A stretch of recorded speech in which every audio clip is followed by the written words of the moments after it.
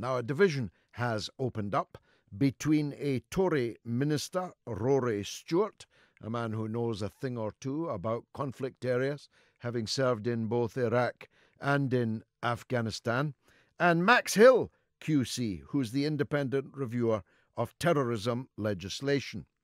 Max Hill thinks that some of the ISIS fighters have been naive in going to fight for the head-chopping, heart-eating, crucifying, mass murdering ISIS and Al-Qaeda and those who think like them, and that we should welcome them back. If not welcome them back, I don't wish to caricature his point of view, that we will have to take them back because they are British passport holders, and indeed hundreds have already returned, apparently. Something like half of the Brits who went to fight for the head choppers are already back in this country. I do hope we're watching them all. And Max Hill's view is that we can't construct a prosecution case against many of the people coming back, so we oughtn't to try. Rory Stewart has a very different point of view. This is what he said. British ISIL fighters should be killed in Syria rather than be allowed to return to the UK, a UK government minister has said. Rory Stewart said converts, I don't know why he singled out converts, who leave Britain to fight for the terror group are guilty of horrific acts, and the only way of dealing with them is to kill them in almost every case. Well, as a dichotomy, it doesn't get much more serious and deep than that. So let me tell you what I think. I'll be happy if every last ISIS and Al-Qaeda and the alphabet soup of like-minded organizations is left lying dead on the ground in Syria and Iraq. I joked earlier, but believe me, I'm only just joking. I'd shoot them as they came down the steps at Gatwick Airport. Here's why. These people are without a shadow of a doubt a clear and present danger to the rest of us. Why? Because they went, not naively. How long have we known? For years we have known of the kind of bestiality of which ISIS and Al-Qaeda are guilty, and anyone who upped sticks to go and cut heads off with them is an obvious danger when they come back. I don't believe that they ought to be allowed back. I believe their citizenship should be withdrawn. If they get back, I believe they should be placed under arrest, and a case should be brought against them in the British courts, because what they're guilty of, if treason has any meaning, is treason. They are obviously now more dangerous than they were before they went. I read a case just a day or two ago about someone whom the police burst in on, and their helmet cam captured it perfectly.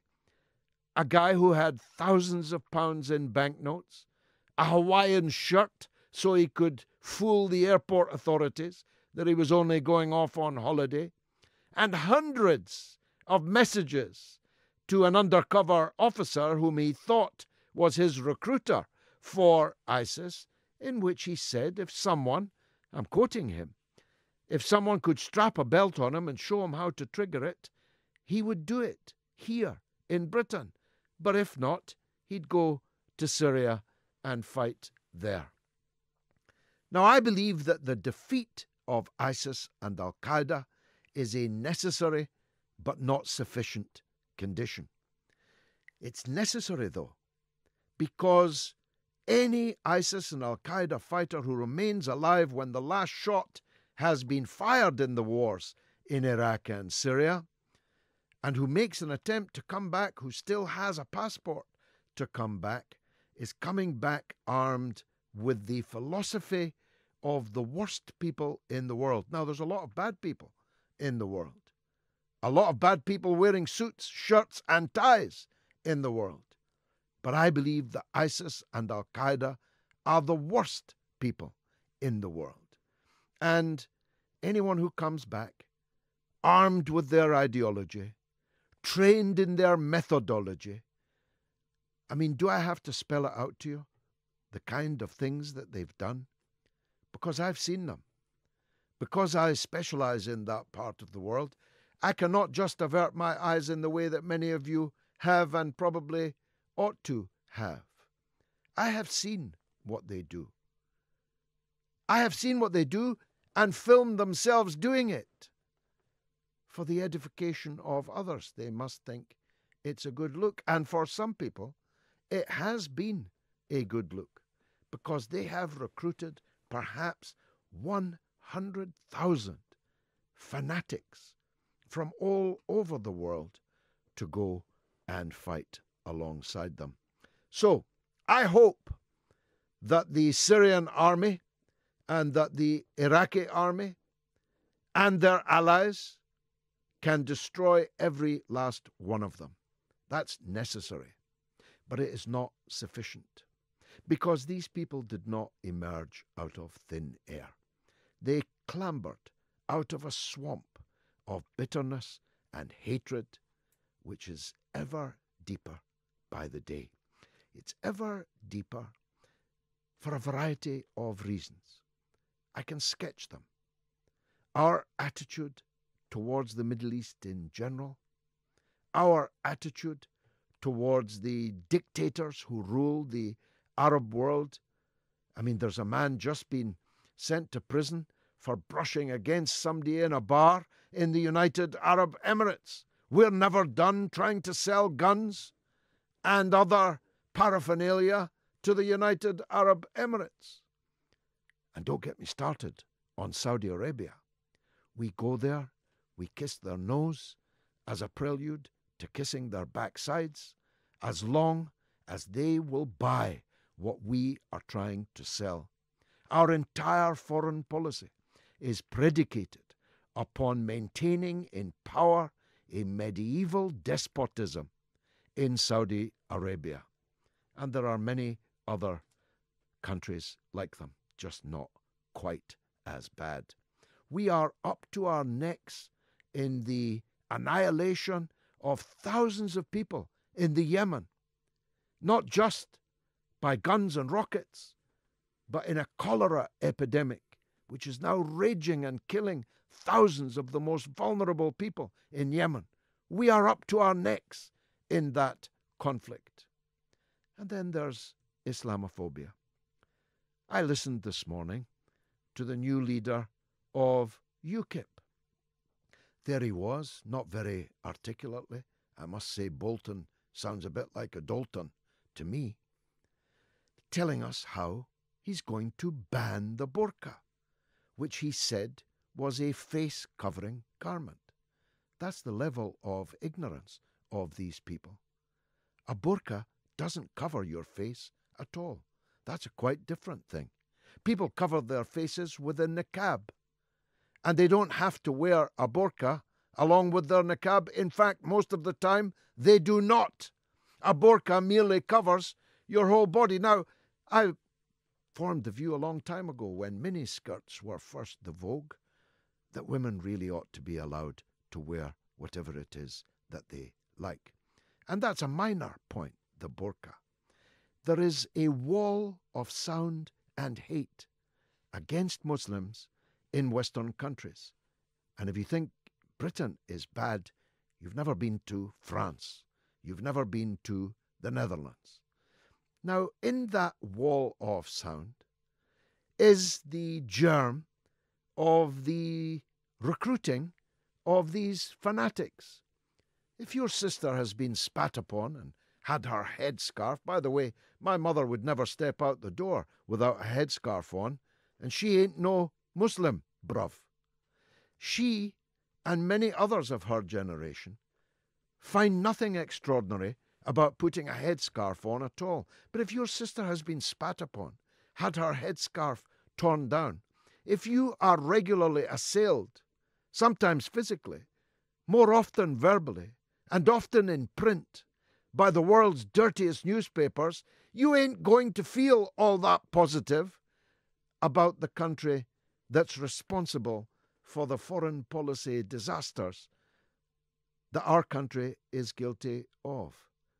And don't mention the war.